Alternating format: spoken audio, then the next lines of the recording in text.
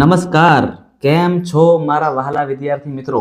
મારું નામ છે જયેશ રાઠવા અને તમે જોઈ રહ્યા છો નચિકેત સ્ટડી યુટ્યુબ ચેનલ. મિત્રો, આપણે બધાય શીખી રહ્યા છે તમારી આવનારી CETની પરીક્ષા, જેને આપણે કોમન એન્ટ્રન્સ ટેસ્ટ કહીએ છીએ, જે તમે ધોરણ 5ની અંદર આપી શકો છો. હવે મિત્રો, જો તમે આ પરીક્ષાને પાસ કરો છો તો અને તમારા સારામાં સારા ગુણ આવે છે અને તમે મેરિટની અંદર સમાવેશ થાવ છો, ત્યારે તમારું 6 થી લઈને જે 12 ધોરણ સુધી તમને મિત્રો સ્કોલરશિપ મળે છે અને એના માટે જ તમારે આ CETની પરીક્ષા પાસ કરવી ખૂબ જરૂરી છે.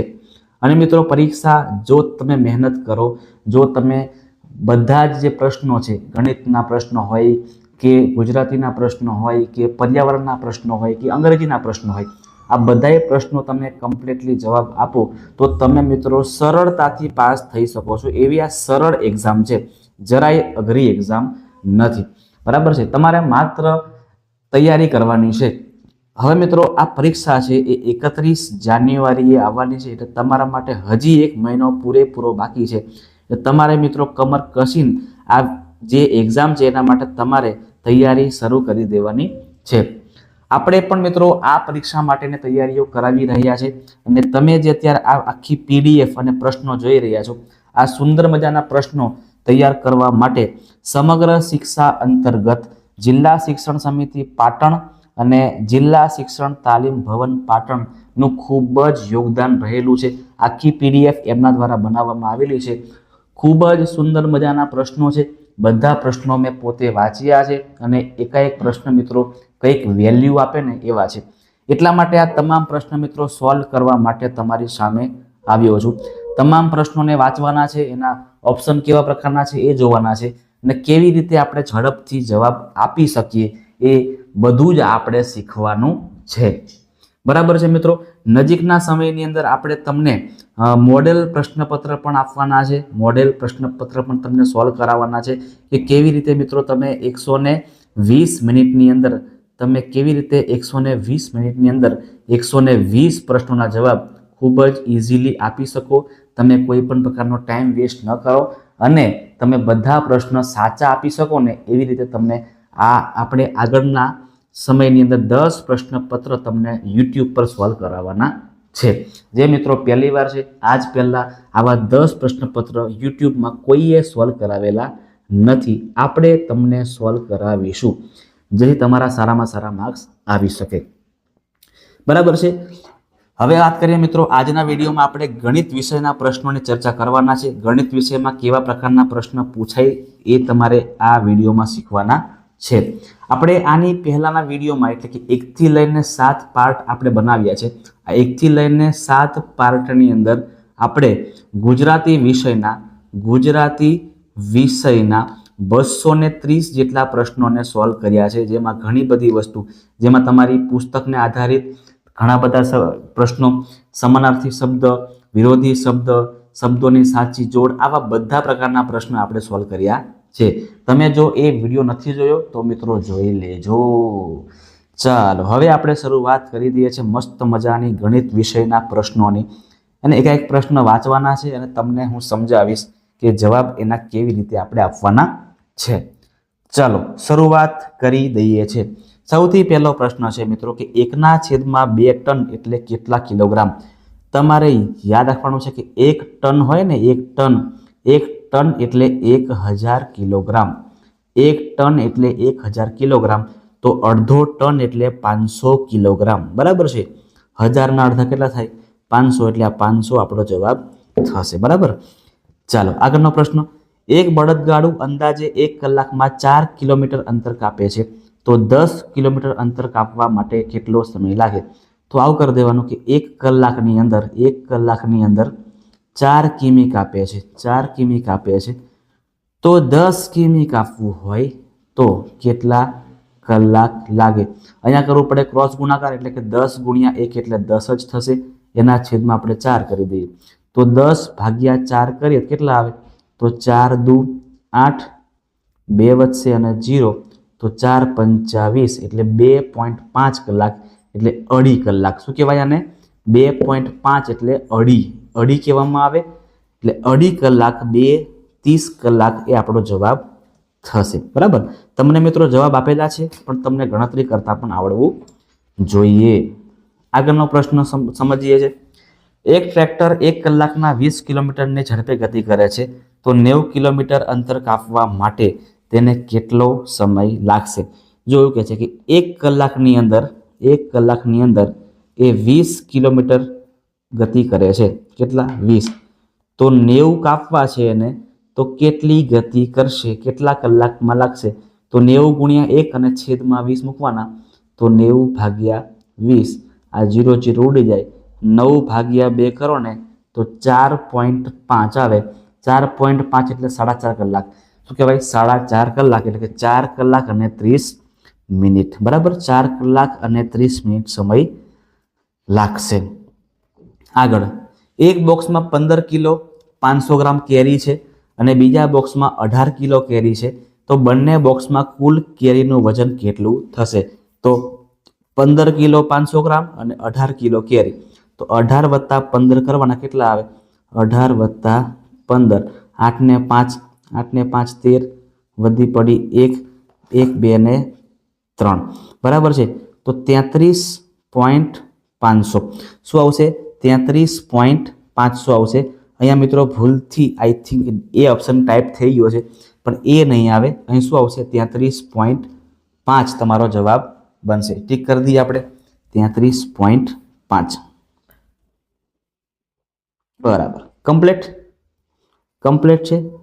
ચાલો આગળ, સફરજનના એક બોક્સમાં 15 નંગ છે, તો આવા 12 બોક્સમાં કેટલા સફરજન?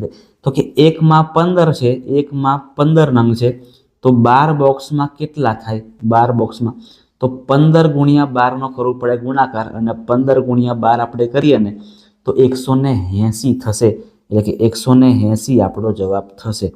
180 આપણો જવાબ થાય। ચલો, 4380 ગ્રામ બરાબર ખાલી જગ્યા કિલો ખાલી જગ્યા ગ્રામ, તો પાછળના 3 હોય ને એ ગ્રામ કહેવાય, અને 4 જોડે બીજા 3 મીંડા મૂકી દેવાના, 4 જોડે 3 મીંડા 1, બરાબર। આવું કરી શકીએ આપણે કે 4000 જો આવું થાય ને કે 4000 વત્તા 380, એટલે 380 ગ્રામ અહીંયા, અને 4000 ગ્રામ એટલે શું કહેવાય? 4 કિલોગ્રામ, એટલે 4 કિલો અને 380 ગ્રામ, બરાબર, એટલે 4 કિલો 380 ગ્રામ। અહીંયા ટાઈપિંગમાં ફરીથી ભૂલ થઈ છે, બરાબર, એને આપણે સુધારી દઈએ। અહીંયા આવશે 4 કિલો 380 ગ્રામ, 380 ગ્રામ, આ બી આપણે ટીક કરી દઈએ, બરાબર। 4 કિલો 380 ગ્રામ આપણો જવાબ થાય। આગળ, એક આંબાવાડીમાં 305 આંબા હોય, તો 15માં કેટલા હોય? તો 305 ગુણ્યા 15 કરવાના, 305 ગુણ્યા 15 કરીએ। ચલો, 1 5 5 0 1 તરી 3, પાછું 25, વધી પડી 2, 2 ના 2, 3 તરી 5 તરી 15 ખરે, સરવાળો કરીએ તો 5 7 5 4, 4575, એટલે કે ઓપ્શન સી આપણો રાઈટ આન્સર થશે। ઓપ્શન સી તમારો સાચો જવાબ બને છે। કમ્પ્લીટ છે। ચલો આગળ વધીએ છીએ દાખલા નંબર 8 તરફ જઈએ। હવે કેરીના એક બોક્સમાં 15 નંગ સમાય છે, જો 3000 કેરી હોય તો કેટલા બોક્સ જોઈએ? તો કરવું પડે આપણે ભાગાકાર, 3000 ભાગ્યા 15, 15 દુ 30 થશે, અને બીજા 2 0 ઉપર મૂકી દઈએ તો 200 બોક્સની જરૂરિયાત વર્તાશે। ચલો ભાઈ, કમ્પ્લીટ છે। બધા એને મજા આવે છે ને? તો ખાસ મિત્રો ચેનલને સબસ્ક્રાઇબ કરી નાખજો, વિડીયોને પણ લાઈક મારી દેજો, હે ને? તમારા મિત્રો સુધી શેર કરી દેજો। જો આપણા ઘરે દર અઠવાડિયે 6 કિલોગ્રામ કેરી ખાવામાં આવે તો 63 દિવસમાં કેટલી કેરી ખવાય? બરાબર, શું કહે છે? દર અઠવાડિયે 6 કિલોગ્રામ કેરી ખાવામાં આવે છે, દર અઠવાડિયે 6 કિલોગ્રામ કેરી, બરાબર, ખવાતી હોય તો 63 દિવસમાં કેટલી કેરી ખવાય એવું કહે છે।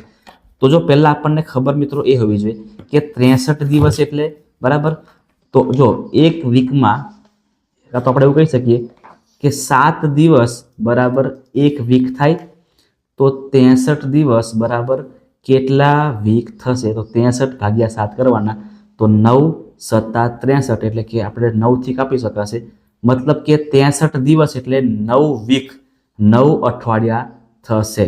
હવે એક અઠવાડિયામાં 6 કિલોગ્રામ ખવાય છે, તો 9માં કેટલી, તો 6 નવા 54 એટલે કે 54 કિલોગ્રામ કેરી ખવાશે.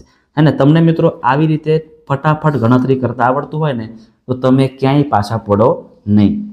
આગળ, જો 1 ટન બરાબર 1000 કિલોગ્રામ, તો 9 ટન બરાબર 9000 કિલોગ્રામ. અહીંયા ઓપ્શન ફરીથી એ ટીક થઈ ગયો છે પણ એ ખોટો છે, બરાબર છે. 9 ટન બરાબર કેટલા કિલોગ્રામ થશે, તો કે 9000 કિલોગ્રામ થશે. 9000 કિલોગ્રામ થશે, 900 કિલોગ્રામ નહીં થાય. આગળ, એક ટ્રેક્ટર એક ફેરામાં 4000 કિલોગ્રામ કેરીનું વહન કરતો હોય તો 16000 કિલોગ્રામ વહન કરવા માટે કેટલા ફેરા મારવા પડે, તો 16000 ભાગ્યા આપણે કરી દઈએ 4000, 3 0 ઉડી જાય, 3 0 ઉડી જાય, 4 ચોક 16, તો 4 ફેરા એને મારવા પડે ને 4 ફેરા મારવા પડે તો 16000 કેરીઓ લઈને જાય. 8 કરોડ એટલે 800000ની પાછળ કેટલા શૂન્ય મૂકવા પડે. જો 8 છે, બરાબર છે. અહીંયા 5 હોય ને, 1 2 3 4 ને 5, તો આને લાખ કહેવાય. શું કહેવાય? આને લાખ કહેવામાં આવે. આ લાખ કહેવાય, બરાબર છે. આને 10 લાખ કહેવાય અને આને કહેવાય કરોડ. હવે સમજો ખાસ, સમજો કે 8 કરોડ એટલે 8000ની પાછળ કેટલા શૂન્ય આવે, આને કહેવાય 8 કરોડ. કરોડમાં 7 મીંડા હોય, 1 2 3 4 5 6 ને 7 થઈ ગયા. હવે આપણને આપ્યું છે ઓલરેડી કે 8000 એટલે કે આની પાછળ કેટલા મીંડા હોય, તો આની પાછળ બીજા 4 મીંડા વધે એટલે કે 4 મીંડા, 4 શૂન્ય લખવા પડે. 4 શૂન્ય લખો ને તો 1 કરોડ બનશે, બરાબર. એક કેરીનો 1 કિલોનો ભાવ 60 રૂપિયા હોય તો 360 રૂપિયાને કેટલા કિલોગ્રામ કેરી આવે, તો ભાગ્યા કરવા પડે. 360 ભાગ્યા 60, 0 0 કેન્સલ, 6 36, તો 6 કિલોગ્રામ કેરી આવે. 360 રૂપિયા લઈ જઈએ ને તો 6 કિલોગ્રામ કેરી આપણે ઉચકી લાવવી પડે. રાજાપુરી કેરીનો 1 કિલોનો ભાવ 35 રૂપિયા હોય તો 10 કિલોગ્રામ કેરી ખરીદવા માટે કેટલા રૂપિયા જોઈએ, 35 ગુણ્યા 10 કરો તો 350 રૂપિયા આપણા ખિસ્સામાં મૂકીને જવા પડે. 350 રૂપિયા લેશે, હે ને. રાજાપુરી કેરી લેવા માટે દુકાનદાર 350 રૂપિયા માંગશે. નયન પાસે રૂપિયા 600 છે, તે 1/4 ભાગના રૂપિયાની હાફૂસ કેરી ખરીદે છે, તો તે કેટલા રૂપિયાની કેરી ખરીદે છે.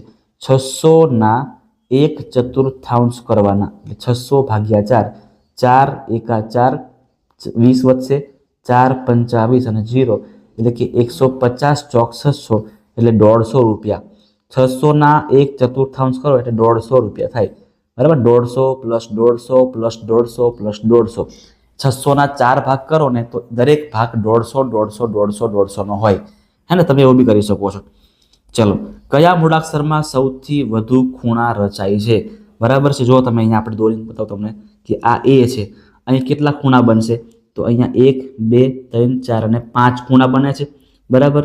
પછી આપણે એમ લખી દઈએ તો એમમાં કેટલા ખૂણા બને છે, તો 1 2 અને અહીંયા 3 ખૂણા બને છે, એમમાં ખાલી 3 ખૂણા બને છે. એન, તો એનમાં કેટલા ખૂણા બનશે, 1 અને 2, આમાં ખાલી 2 જ ખૂણા મળે છે. અને ડી, એમાં ખાલી 2 જ, મતલબ કે એમાં આપણને વધારે 5 ખૂણા મળે છે. તમારે દોરીને જાતે ચેક તમે કરી શકો છો.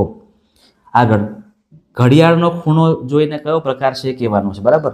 જોજો, જે આવી રીતે નાનો હોય ને તો આને કહેવાય લઘુકોણ, કમ્પ્લીટ આવી રીતે હોય તો આને કહેવાય કાટકોણ, અને મોટો હોય તો એને ગુરુકોણ કહેવામાં આવે. અહીંયા આ જે ખૂણો બને છે કેવો છે, નાનો છે, 90 કરતાં નાનો છે, તો એને લઘુકોણ કહેવામાં આવે, એને લઘુકોણ કહેવામાં આવે છે. ચાલો આગળ વધીએ છીએ ભાઈ.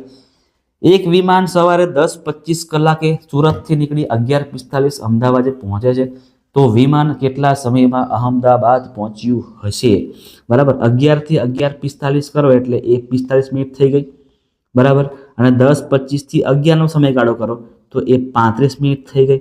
તો 35 વત્તા 45 કરવાના છે આપણે, 35 વત્તા 45 કરવાના કેટલા થાય, તો આપણને 80 મળે.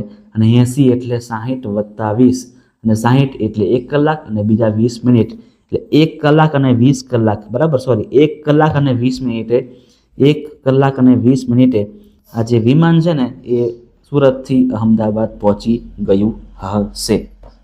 કમ્પ્લીટ છે. ચાલો આગળ જોઈએ છે. આપેલ આકૃતિમાં કુલ કેટલા ત્રિકોણ છે? કેટલા ત્રિકોણ છે ભાઈ? જોઈ લો, જો અહીંયા જોજો. પહેલા આપણે આ તો ગણી લેવાના કે આ પહેલું, બરાબર, આ બીજું, આ ત્રીજું અને આ ચોથું. 4 તો થઈ ગયા. અને પછી આ આખું મોટું ગણવું પડે એટલે અહીંયા મિત્રો કુલ આપણને 5 ત્રિકોણ મળશે. કેટલા ત્રિકોણ મળશે આકૃતિમાં? 5 ત્રિકોણ મળે છે. સમજી ગયા છે? ચાલો. કાટકોણના ખૂણાનો ત્રીજો ભાગ એટલે કેટલો થાય? કાટખૂણાનો ભાગ એટલે 30, 90 અને એનો ત્રીજો ભાગ એટલે 90 ભાગ્યા 3 એટલે 30 આપણો જવાબ થશે. એટલે કાટખૂણા 90 નો ત્રીજો ભાગ એટલે શું કહેવાય? 30 કહેવાય, હે ને? ચલો. BAT શબ્દમાં કુલ કેટલા ખૂણાઓ સમાયેલા છે એમ કહીએ છે ભાઈ? ચલો, BAT, બરાબર ને? જોજો અહીંયા લખીએ છીએ આપણે BAT. આમાં કેટલા ખૂણાઓ સમાયેલા છે? તો તમે જોઈ શકો છો મિત્રો, અહીંયા કેટલા ખૂણા? 1, 2, 3 અને 4. આમાં 5 ખૂણા આવે, આમાં 4 અને આમાં 1 અને 2. તો 5 ને 4 9, 9 ને બીજા 2 કરો તો કેટલા આવશે? 11 આવશે. અહીંયા જવાબમાં 7 ખબર નહીં કેમ ટીક મારેલું છે. આઈ થિંક એટલા માટે ટીક માર્યો છે મિત્રો કે અહીંયા ખૂણા ગણ્યા નહીં હોય. આ 2 જ ખૂણા ગણેલા છે બીમાં, 1, 2, આ 2 ને 5 કરો એટલે 7, 7 ને 2 9. તો બી મિત્રો એકચ્યુઅલમાં 9 આન્સર આવશે. BAT શબ્દમાં 9 ખૂણાઓ તો બનશે અને બનશે જ, બરાબર છે? 9 ખૂણાઓ તો 100% બનશે, 7 નહીં બને આની અંદર. રેડી? ચલો આગળ. બપોરની રિસેસ 2:30 કઈ રીતે લખવામાં આવે? તો બપોર માટે આવે મિત્રો PM, તો 2:30 PM. બપોરના મિત્રો 12 વાગ્યા પછીનો સમયગાળો હોય ને એને PM કહેવામાં આવે. બપોરના 12 વાગ્યા પછીનો સમયગાળો, બરાબર છે, એને શું કહેવામાં આવે? PM, પાસ્ટ મોર્નિંગ એવું પણ આપણે કહી શકીએ છીએ. એટલે 2:30 PM એવું લખી શકાય. ત્યાર પછી સીધું રાત્રે 12 વાગી જાય ને અને પછીનો સમયગાળો એને મોર્નિંગ કહીએ છે, બરાબર? ચાલો. 5 કિલો ચોખા, 5 કિલોગ્રામ ચોખાની કિંમત 160 રૂપિયા છે. તો 5 કિલોગ્રામના 1/4 ભાગની ચોખાની કિંમત કેટલી? બરાબર છે? તો કે આવું કરી દેવાનું. 160 છે કિલોના, પણ એના ચોથો ભાગ જોઈએ છે એટલે 4 વડે ભાગી લઈએ છીએ આપણે, બરાબર છે? એટલે 4 ચોક 16 અને 0, તો 40 રૂપિયા એકચ્યુઅલમાં થવા જોઈએ. 40 રૂપિયા થવા જોઈએ. ક્યાંક ભૂલ છે? બરાબર, પ્રશ્ન કમ્પ્લીટ વાંચીએ આપણે. પ્રશ્ન કમ્પ્લીટ વાંચીએ. ઓકે. 5 કિલોગ્રામ ચોખાની કિંમત છે 160 રૂપિયા. લખીએ 5 કિલોગ્રામ ચોખા લેવું છે તો એની કિંમત છે 160 રૂપિયા. તો 5 કિલોગ્રામના 1/4 ભાગની, એટલે 5 કિલોગ્રામના પાછા શું કરવાના આપણે? 1/4 કરવાના છે, બરાબર છે? 5 કિલોગ્રામના 1/4 ભાગ કરવાનો છે તો એના કેટલા રૂપિયા થશે? જોજો ગણતરી મારી આની હવે.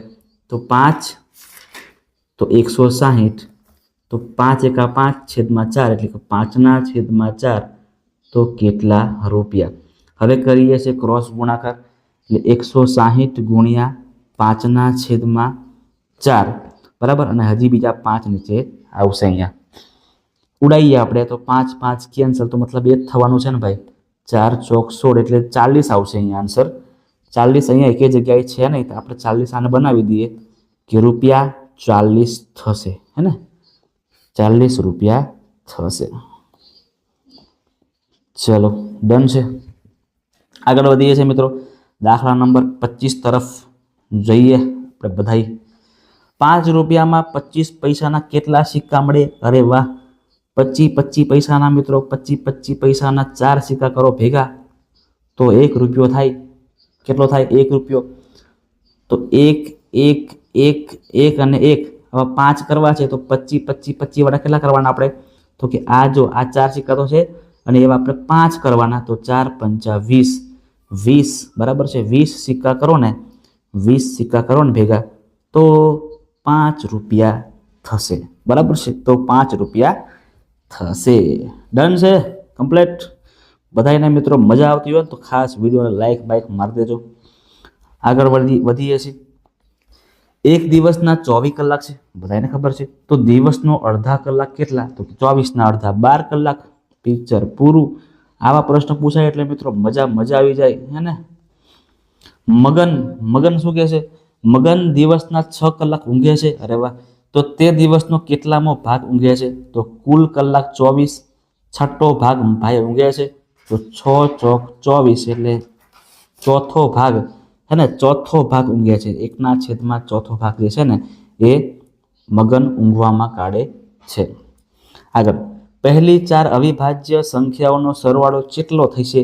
तो पहली अविभाज्य संख्या 2, बीजी अविभाज्य संख्या 3, एना पछीनी अविभाज्य संख्या 5 अने एना पछीनी अविभाज्य संख्या 7।